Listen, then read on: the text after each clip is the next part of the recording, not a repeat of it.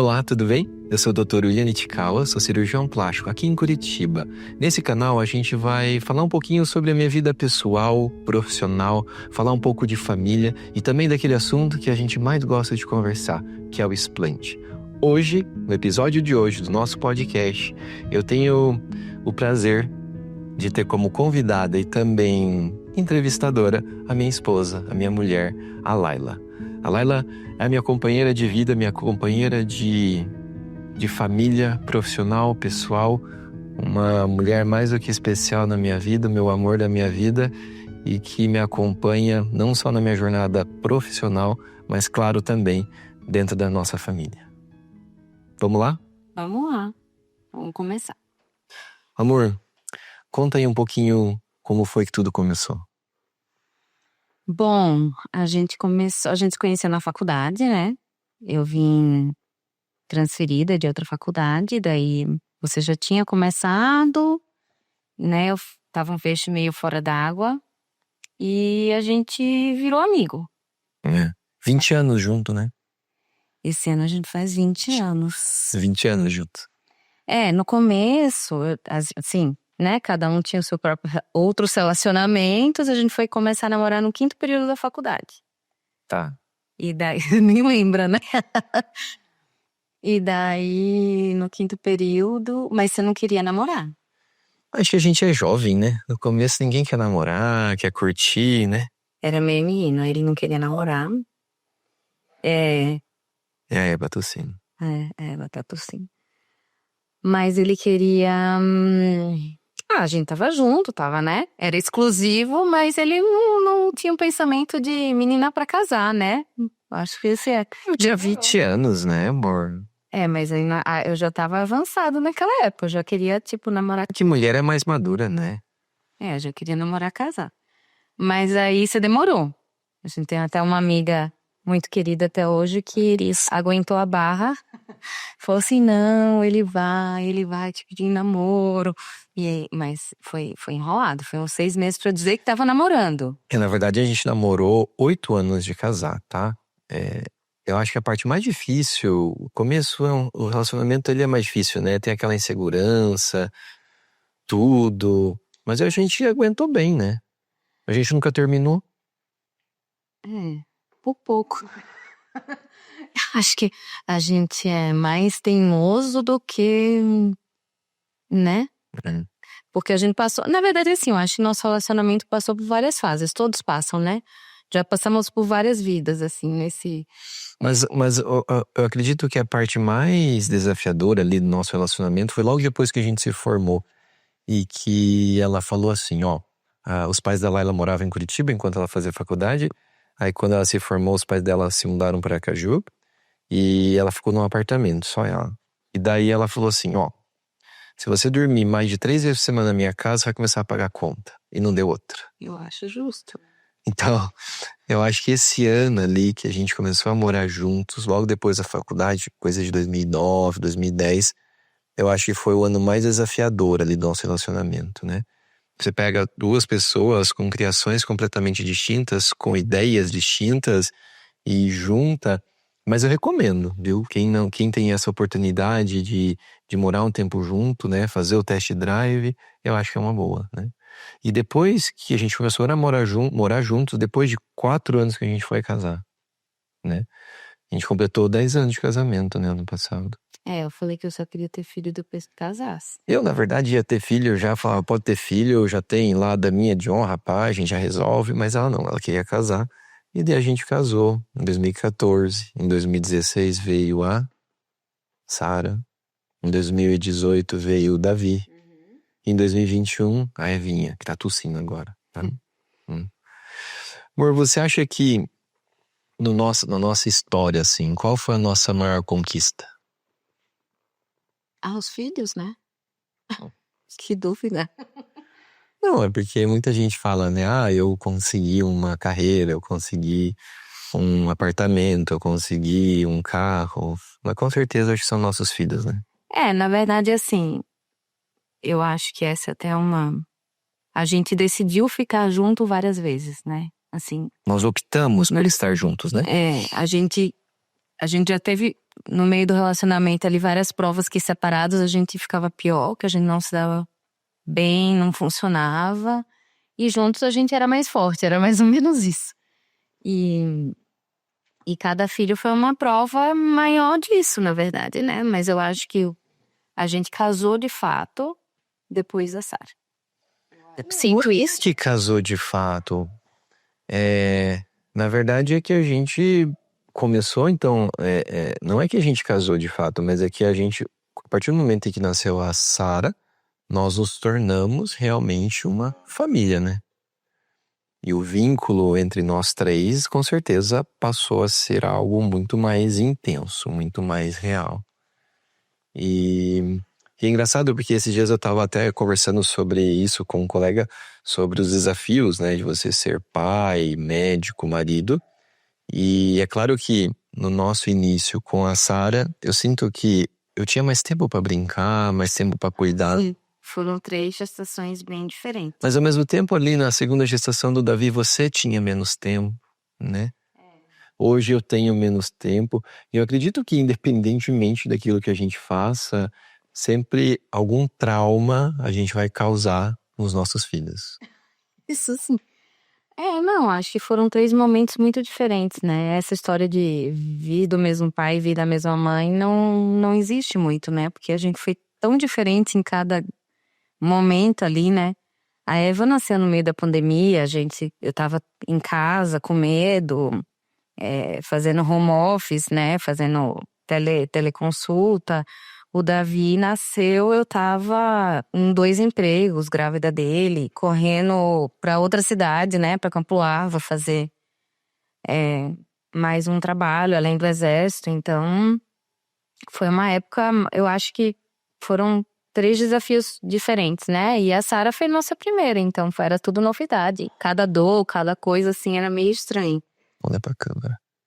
Dando essa olhada quando falar, É só olhando pra baixo, olhando pra câmera quando você for falar. Mas foram 3 gravidezes bem diferentes, uma da outra. E são 3 crianças completamente diferentes também, né? Mesmo pai, mesma mãe, mas personalidades totalmente distintas. E todo mundo pergunta se foi planejado, né? Ou se foi sem querer a Eva, né? Mas foi planejado as 3. Inclusive a gente fez tratamento, que eu tinha ovário policístico. Esse foi mais um desafio, né? Você tem, né? Eu tenho ovário policístico e fiz tratamento nas 3 gravidezes, então... Cada gestação um desafio, cada gestação uma amamentação diferente, cada gestação um parto distinto. A nossa obstetra com certeza não quer ver a gente mais, porque cada parto foi mais difícil do que o outro. Emocionante, né? Todos... É demais. Mas eu acho que o parto é o momento que a gente mais tem medo de morrer, né? Principalmente quando já tem um filho nascido. Aí é quando a gente se desafia mesmo. Agora eu tenho menos medo de morrer, agora eu posso... Falei agora, eu tinha Não, eu medo. tenho mais medo de morrer, eu tenho 3 crianças pra cuidar. Se eles estão juntos, eu tenho menos medo. Porque antes eu achava assim, não vou pro Japão porque lá tem tsunami, lá pode ter sei lá o quê. E agora, se a gente tá junto, tá tudo bem pra mim, entendeu? Mas até hoje ela não consegue viajar, só eu e ela. Porque ela tem... Viaja. Não, você não Mas consegue. eu fico bem. Só isso, eu não quero... Nós já viemos uma vez, um final de semana, só eu e ela, porque ela disse que não consegue viajar sem os filhos, porque se o avião cair... Então, besteira, né? Eu prefiro viajar. Mas é besteira, né? Tá, mas é besteira. Tem algumas perguntas aqui, tá? Que às vezes as pacientes fazem, tal...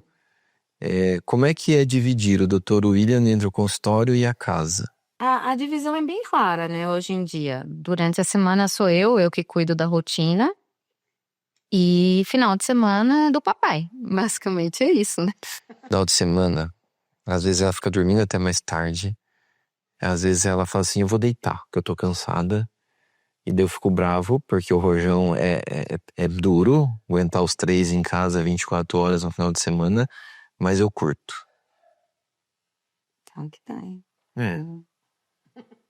Na verdade, não é uma divisão, porque hoje a Laila me ajuda muito na parte administrativa, na parte de RH, na parte financeira. Então, toda a parte ali de backstage, né, amor? do consultório e também em casa, então ela acaba sendo a Laila. A Laila, para quem não sabe, é endocrinologista, né?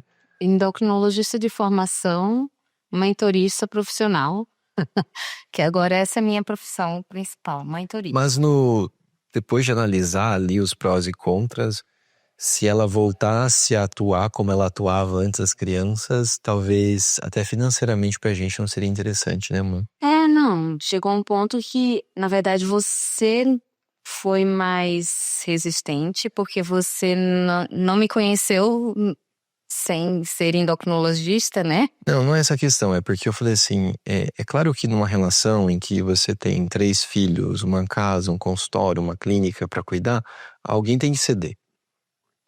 E eu falei, na verdade, se você quiser ceder, tudo bem, mas em nenhum momento no futuro você vai poder alegar, eu abri mão parcialmente da minha carreira por causa de vocês, né? Então esse foi a nossa conversa, né? É que você teve esse medo, né? Mas é claro, Mas pra mim... a tua mãe foi contra. minha mãe é contra sim. Mas pra mim foi muito natural, assim. Chegou o ponto ali com a Eva, né? Que eu já tinha passado pela experiência que eu tava com o Davi, trabalhando em 2 empregos, sem ter tempo nenhum. Eu sinto que do primeiro pro segundo ano da Sara é meio nebuloso ali, meio... Não lembro muito dela pequenininha, né? E daí quando chegou a Eva, eu até pensei em voltar em um dos empregos, mas aí eu cheguei na conclusão Foi. que eu não ia ficar bem e que, enfim, alguém tinha que ceder e a gente tinha que levar na escola, buscar da escola. A gente tentou delegar, tentou até ter uma motorista pra fazer essa função. Mas não rolou. Mas não funcionou, de vez em quando ela deixava a gente na mão.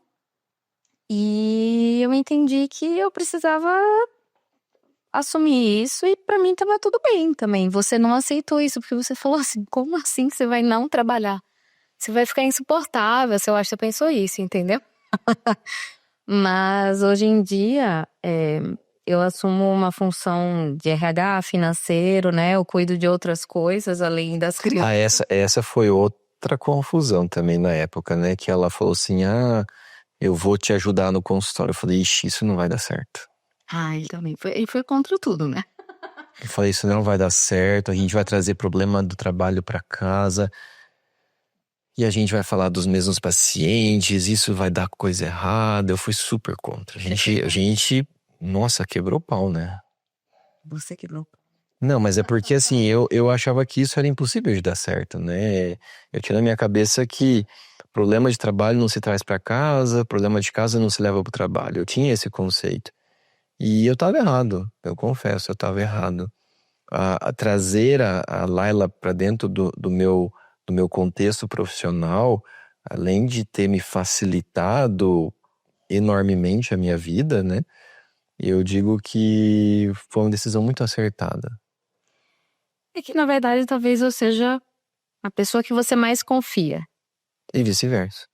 E daí não faria sentido colocar outra pessoa pra assumir. Mas isso de ter a mulher junto no consultório é engraçado, porque eu era contra e hoje eu falo com meus amigos, em qual momento a tua esposa vai largar o que ela tá fazendo pra te ajudar no consultório, né? Em qual momento você vai perceber que ela vale mais ao teu lado do que em outro lugar? Então era um conceito que eu tinha antes e hoje eu falo. Se você tiver a oportunidade de ter a tua esposa ou a mulher ter o teu marido junto nessa jornada profissional, tanto quanto pessoal, eu acho que faz total sentido, né? É claro, a gente traz problema pra casa, né? Mas... De vez em quando, assim, as coisas se misturam um pouco. Mas faz parte, né? Você tem pouco tempo, né? Então, na verdade, a gente tem pouco tempo ali do final do consultório pro restinho da noite. E a gente tem que discutir, né? 5 assuntos, no menos, né? Da funcionária, da viagem, da criança, da outra criança. Daí, às vezes, saber em 2 horas. Então, eu tenho que blá, blá, blá, falar tudo que eu tenho que falar. Ele fica meio agoniado. Que às vezes a gente vem de um dia cheio, esses dias eu vim de um dia de consultório cheio, mais de 20 pessoas que eu falei, conversei e vi. E às vezes eu quero chegar em casa e quero ficar na minha caixinha do nada ali, sabe? A sua caixinha também. Aham, minha caixinha do nada é assistir dorama no Netflix, sabe? É sentar, ligar ali a TV e não pensar em nada. Aí ela pergunta assim, mas como é que você não pensa em nada? Eu falei, simples, não pensando assim. Olha aquelas besteiras na TV, dá risada. Aí não pensa isso aí um pouco da geopolítica, porque assim, ele não tá sabendo de nada. Eu falo, na parte financeira. eu falo de economia, de geopolítica, daí eu atualizo ele e atualizo das coisas, né, do consultório, das crianças. Ela me manda podcast de investimento. Eu falei, vou lá saber de investimento. Esses tempos também mandou podcast, curso de obra. Que quer saber de obra? Eu quero assistir lá meu doraminha ali, ó, só e ver uma aventura ali. É que eu sempre me vi multifuncional, que de fato eu sou, né? Eu consigo organizar as caixinhas. Ela fala assim que eu só trabalho. O resto ela faz. Mais monotemático. Mas né? Mas cada um na sua, né? Não, e tá tudo bem. Mas uma das brigas mais feias que a gente teve foi uma vez que eu fui pagar uma conta do celular e eu paguei atrasado. Eu paguei uns juros de R$1,16. A Paz me matou. Não, veja bem, deixa eu contextualizar. A Paz me matou. A briga foi porque eu ia viajar e eu falei assim, a gente tem uma conta pra cada uma zona pra fazer enquanto eu tô fora. Tipo, não dava uma semana. Eu falei, só tem uma conta que precisa pagar nesse tempo que não chegou ainda. Era só isso. Naquela época não tinha tanta coisa chegando na internet. Não chegava no e-mail, chegava no correio. Era só ele pegar do correio e pagar, só isso. E aí ele não fez isso, né? Amor, conta um pouquinho de como é que foi ali nessa mudança, né, até eu digo de perfil, de profissão quase, né, em que eu virei cirurgião plástico, me tornei cirurgião plástico e deixei, talvez, de enxergar a beleza de uma maneira tradicional. Vamos comentar um pouquinho da parte de silicone, porque você me perguntou se eu tenho um produto ou não. Um monte de gente pergunta, né? Não tenho. Nunca colocaria. Aliás, deixa eu contextualizar também, né?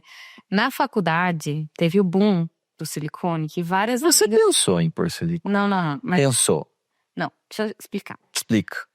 Teve o boom de silicone, teve várias... Umas 6 amigas, né? Umas 6, 10 meninas da turma. Não vou falar os nomes, tá? Mas aqui, ó.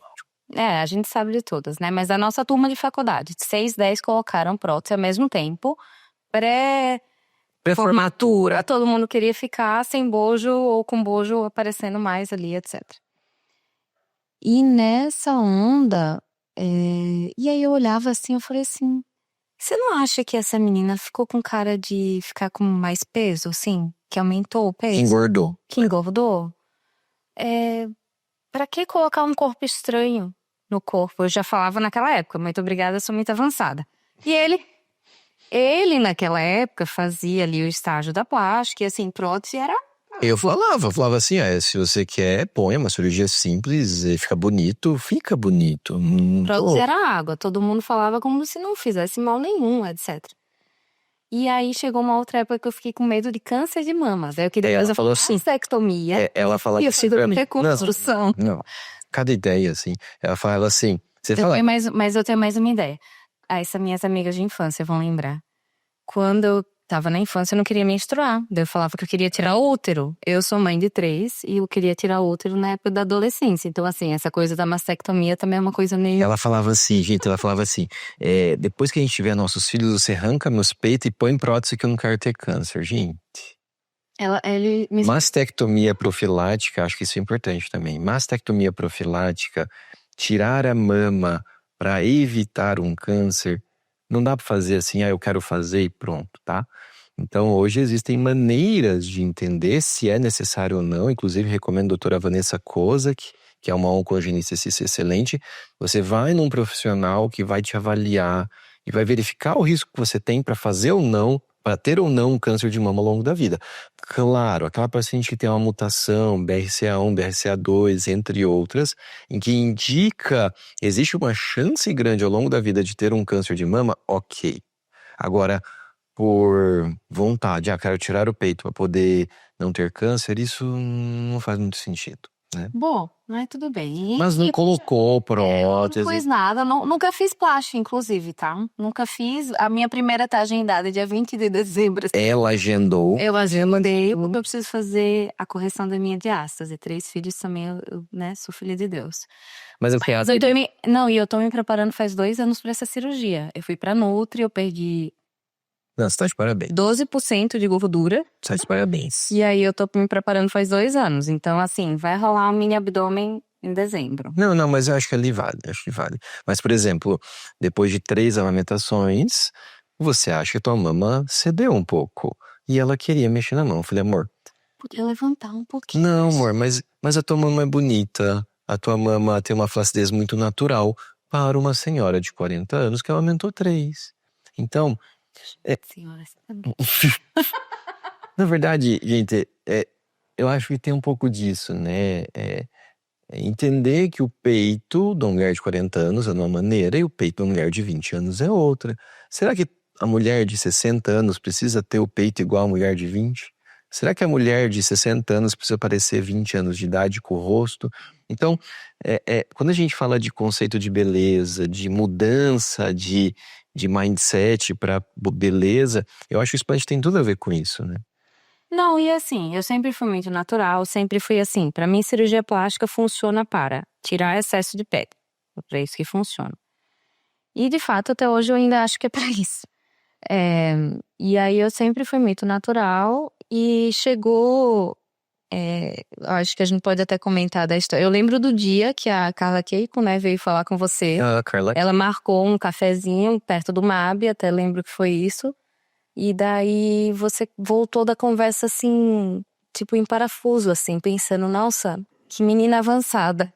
E daí ela falou assim, não, porque a gente precisa de alguém que, né, que faça cirurgias de explante, né? Você já fazia reconstrução de mama. um cirurgião que aceitasse conversar com a paciente que pensa em tirar a prótese, né? A Keiko é uma amiga nossa hoje em dia. E, na verdade, ela fez o explante dela em São Paulo com o médico que, enfim, colocou a prótese nela, mas ela publicou isso no Facebook e, na época, algumas mulheres procuraram ela. E daí, não tinha cirurgião para indicar. E a gente tem alguns amigos em comum e isso acabou levando essas pacientes, através da Carla, a chegar até a mim. Mas foi ali o estopim, né? Aí meu comentário desse dia foi... tem toda a lógica, né? O que a mulher vai fazer a vida inteira com uma prótese? Em algum momento ela vai precisar tirar, tem toda a lógica. Então, o explante é o caminho natural, isso eu já vislumbrava isso. Quando você começou a tua jornada, eu me lembro de todas as histórias praticamente, né? No começo o explante, né, tinha um pouquinho mais de taxa de sangramento. Depois a equipe foi se organizando. Isso é verdade. A gente foi melhorando, mas assim, quando tinha cirurgia de explante eu já me arrepiava, porque assim, era mais difícil. E... existe uma curva, né? E é engraçado que, sim, no começo o explante era uma cirurgia mais desafiadora, ainda é, tá, gente?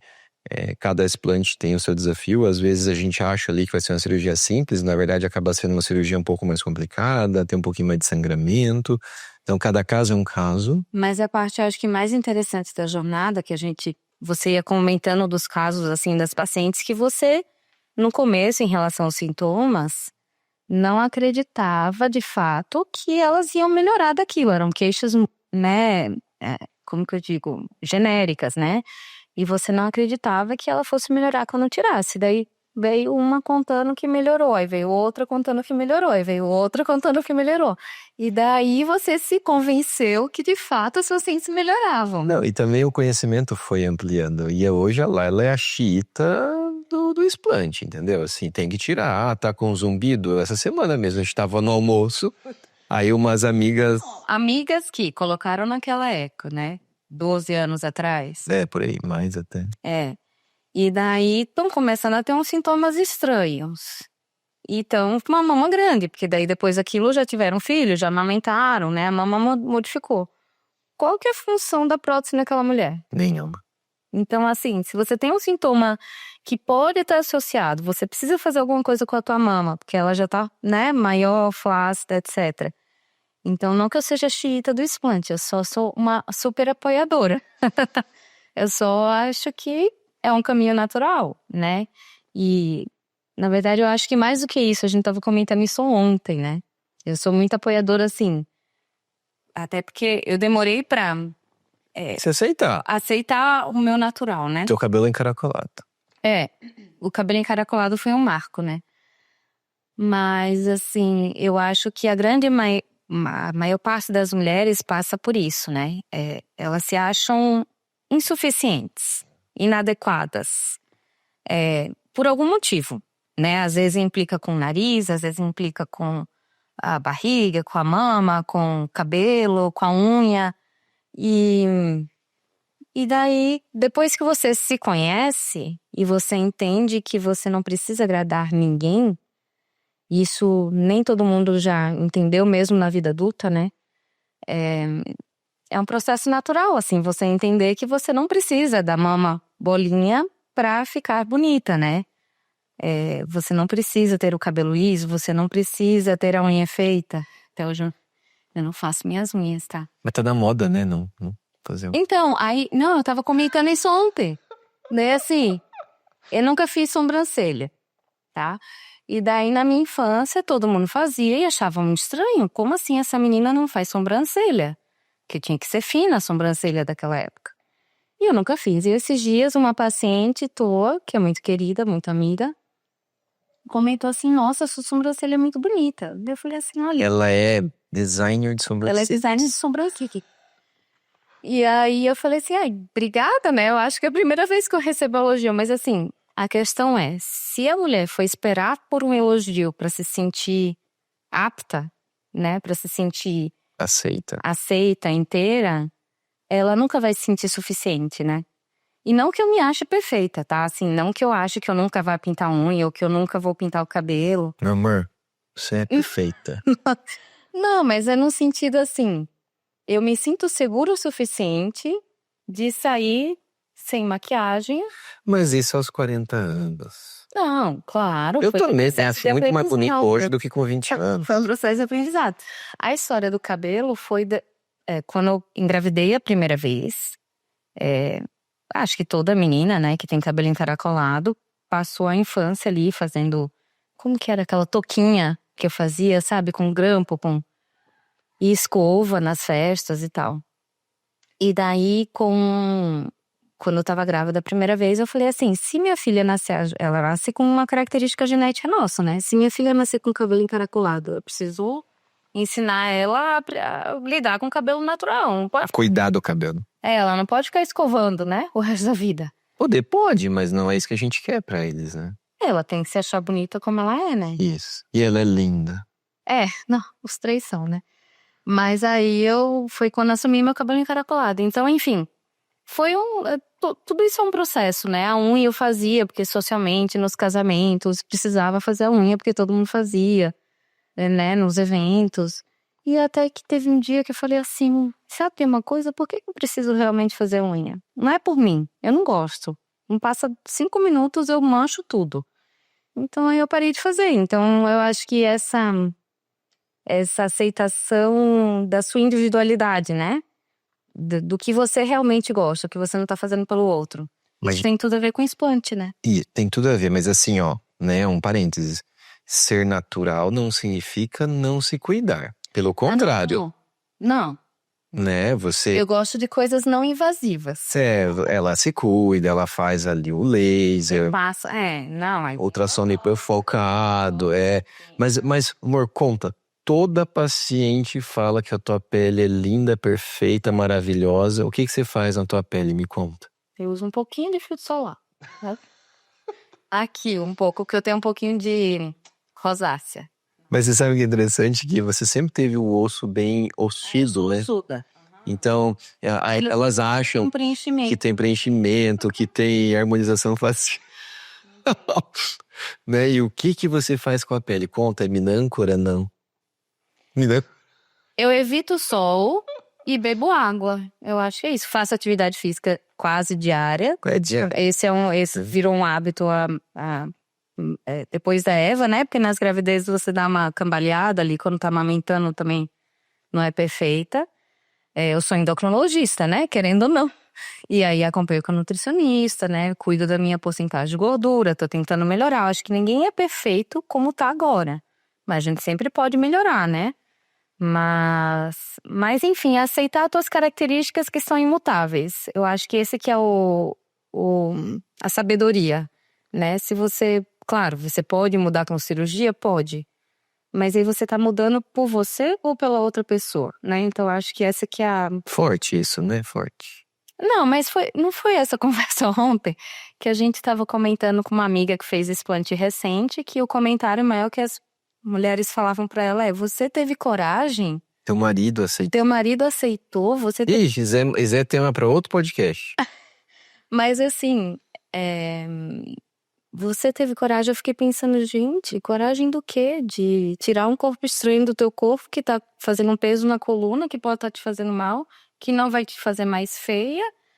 Então, assim, Que não vai te fazer bem também ao longo do tempo. não vai te fazer bem, né? Você precisa resolver em algum momento. Então, eu acho que talvez eu já passei dessa fase de querer agradar os outros. Eu acho que esse que é o... Não, você me agrada. Às vezes, né? Às vezes. Mas eu tenho uma pergunta.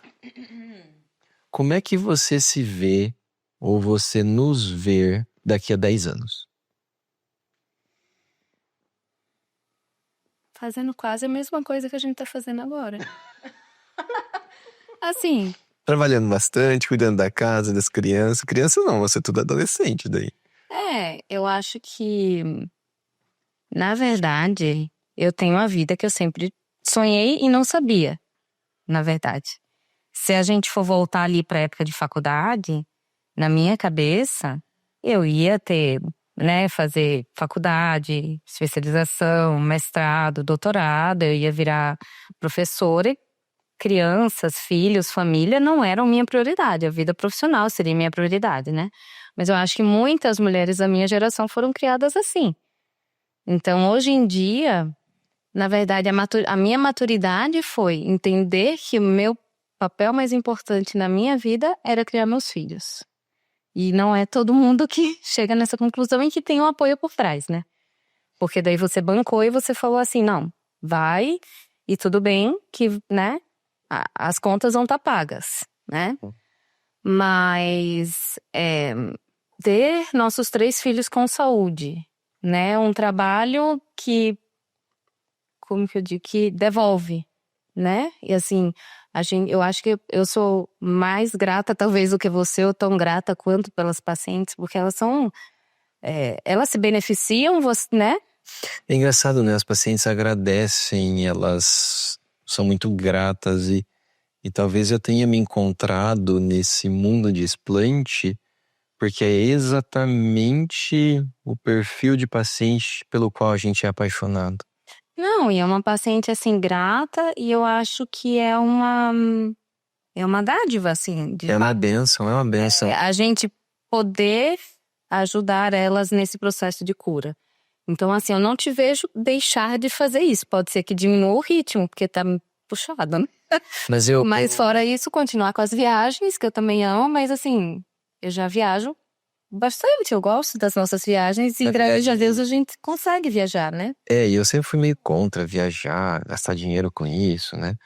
Mas hoje, viajar pra gente é uma parada estratégica para aliviar o peso do dia a dia, para refrescar o nosso pensamento, o nosso coração, desafogar um pouco, né, essa correria do dia a dia. Na verdade, alguns anos atrás, eu percebi que se você ficasse em Curitiba, você ia trabalhar. Então, mas eu instituí as viagens como parada obrigatória. E daí eu vou agendando. E eu sempre reclamo, claro, né? Porque eu acho que é muito dinheiro, tá gastando muito dinheiro e tal. Mas depois eu agradeço, tá? Eu já tive, mas eu já tive umas 2 ou 3 vezes burnout, né? Que é aquele estágio de que você desenvolve uma ansiedade, você começa a não ficar produtivo por um cansaço mental mais do que físico, né? Eu somatizo muito, eu puxo muito a energia boa e a energia ruim também, né? Não à toa que eu tenho uma paciente que faz umas limpezas energéticas excelentes para mim, mas acima de tudo, eu acho que uma das coisas mais legais que a gente tem desenvolvido aí nos últimos meses é um pouquinho dessa questão nossa de espiritualidade. Ah, sim. Bom, na verdade você já queria ir para a igreja faz algum tempo, né? E você, né, para a igreja ou para alguma religião, tá? E eu sempre segurei um pouco, eu falava assim, ai, eu já sou boa o suficiente. Eu já faço minha caridade, eu já, né, devolvo. E depois, na verdade, que algumas pacientes começaram a dar livros para as crianças. Muitas. E aí o Davi começou a falar assim que Deus era o melhor amigo dele. Não, essa história do Davi vale vale o episódio.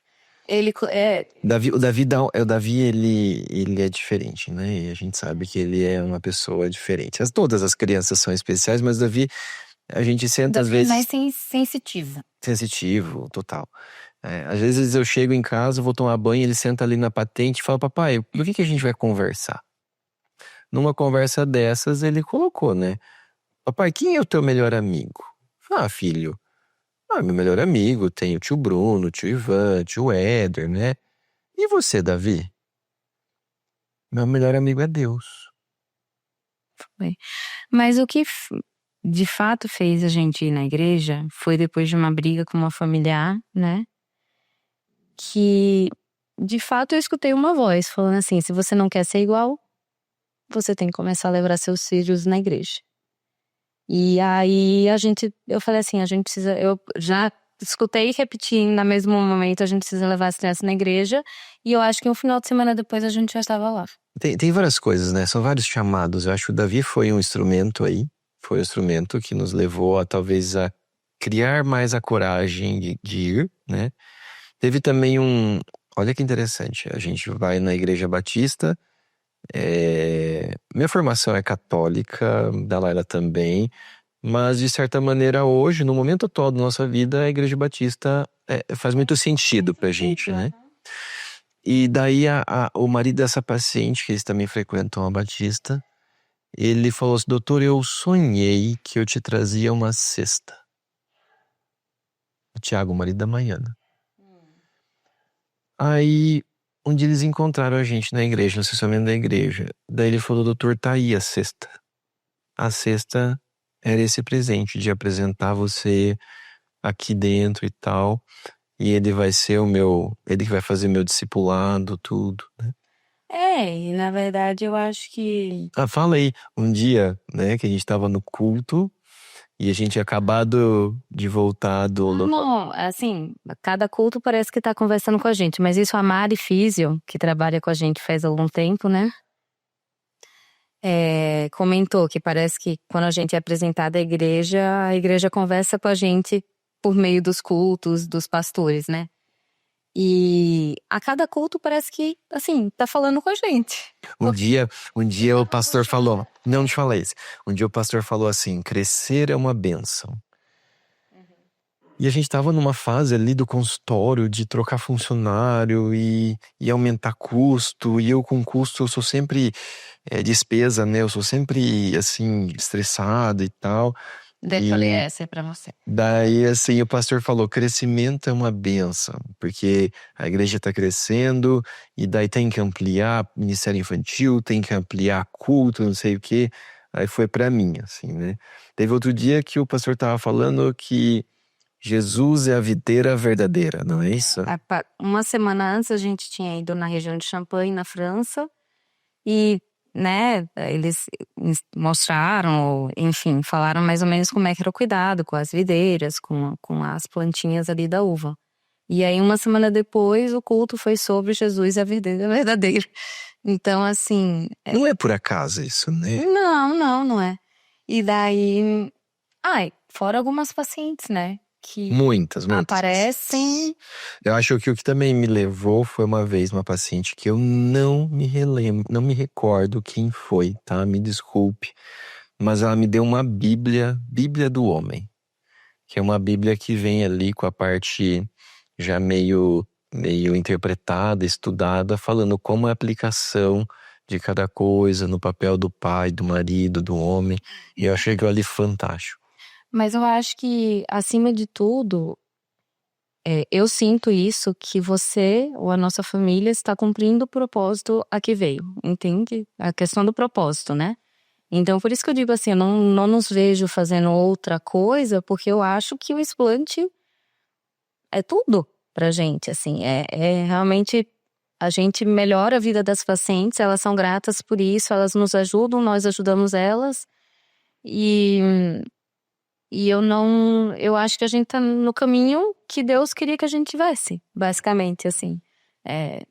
Né? Hoje em dia eu falo meio crente, né? Eu falava assim antes, eu me dou muito bem com as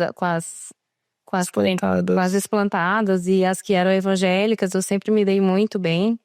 Porque assim, eu sempre entendi também que cada filho que a gente teve foi uma bênção, né? E que a gente é muito abençoado. Então, Muito. desde da primeira gravidez, assim, eu entendi isso.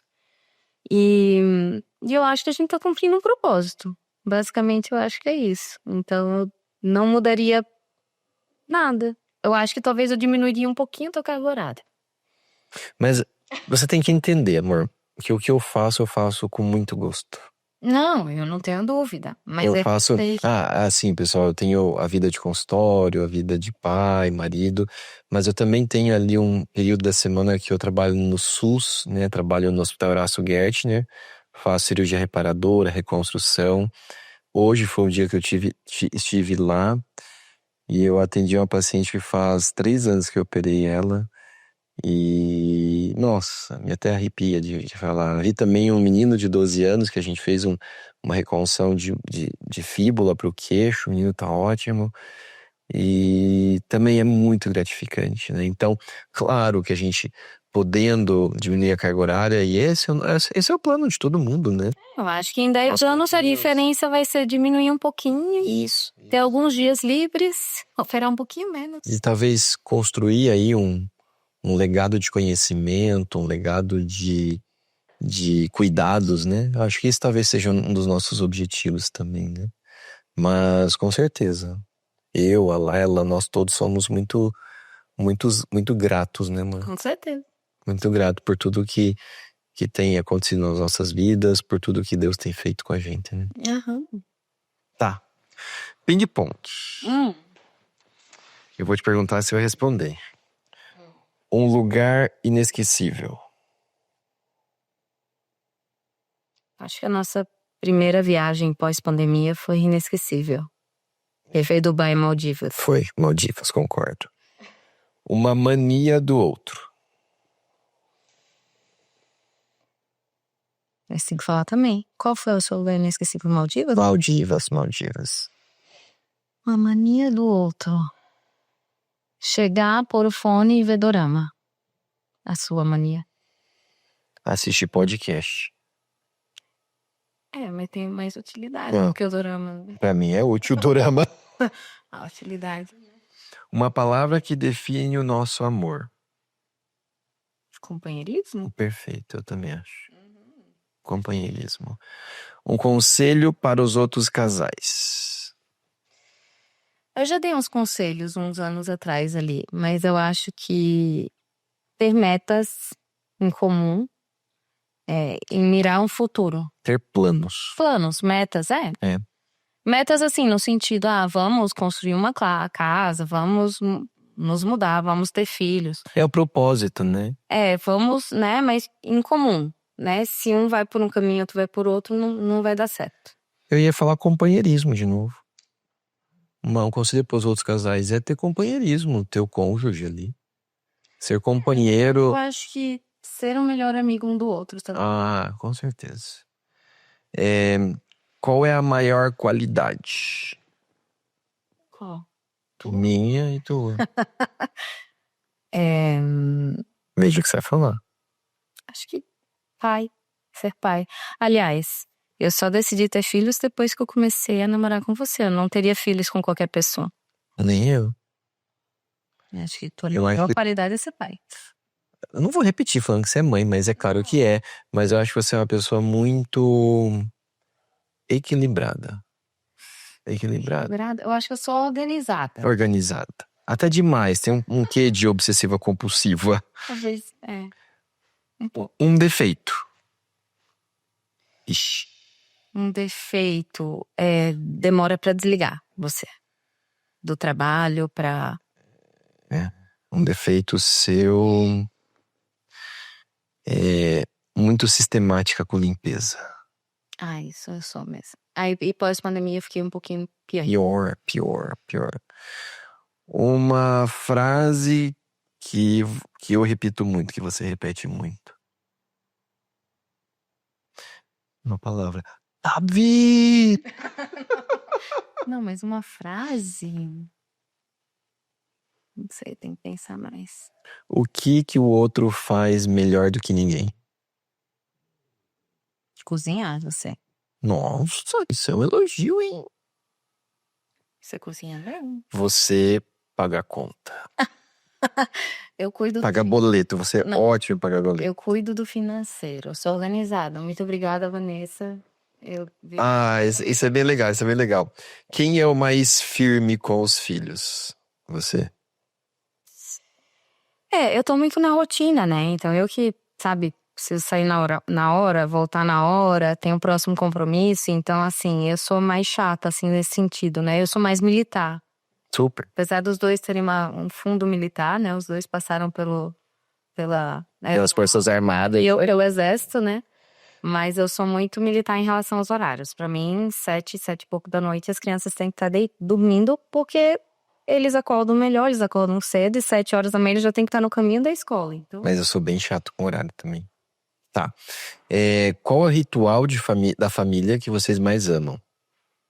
Domingo de manhã? Domingo de manhã. Panqueca. E viajar? Uma viagem inesquecível com os filhos.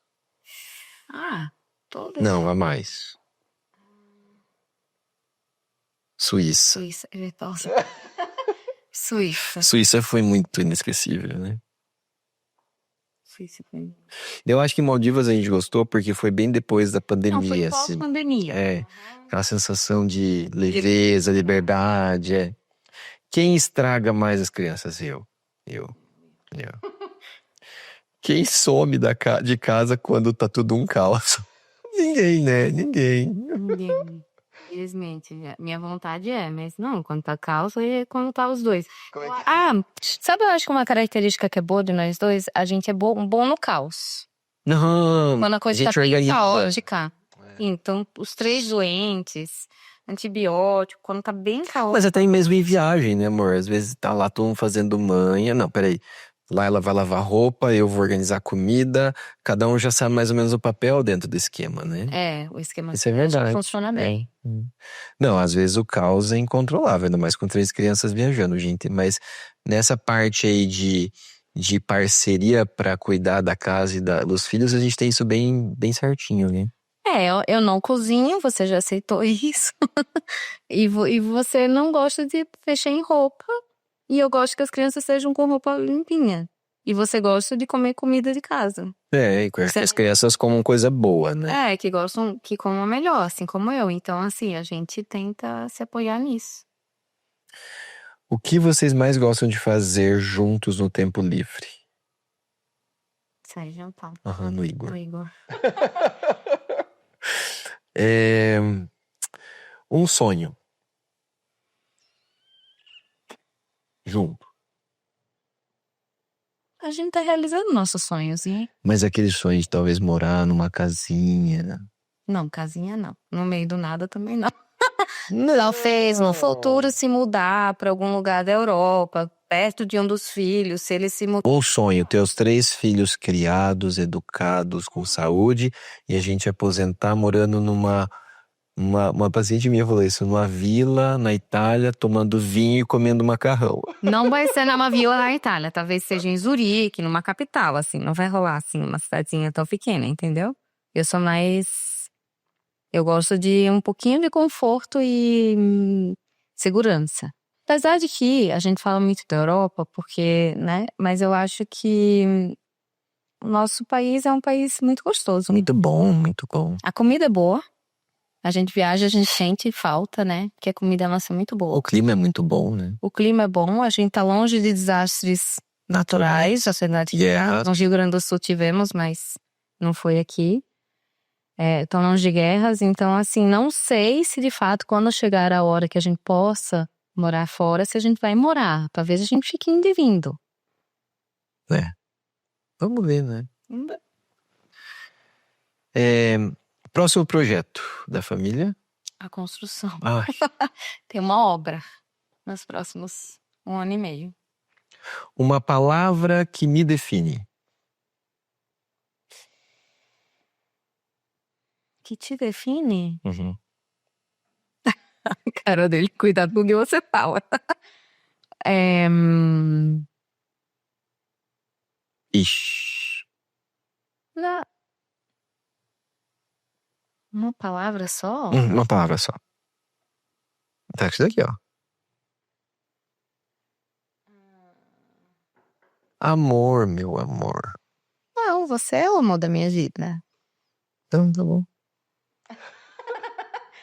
Mas assim, além de ser companheiros, eu acho que esse é o primeiro passo, né? Você tem que... Eu acho que numa relação de qualquer pessoa, né, amor? Entre altos e baixos, uma coisa que a gente nunca pode perder um pelo outro é respeito, né? A gente tenta, né? Não, E eu acho que isso, graças a Deus, a gente tem de sobra, né? Respeito, amor, companheirismo, paixão, metas, planos, tudo. Acho que, claro, com o tempo e a maturidade isso vem aos pouquinhos, mas eu acho que isso tá bem alinhado entre a gente, né? Eu acho que sim, a gente pensa bem parecido. Apesar das nossas diferenças.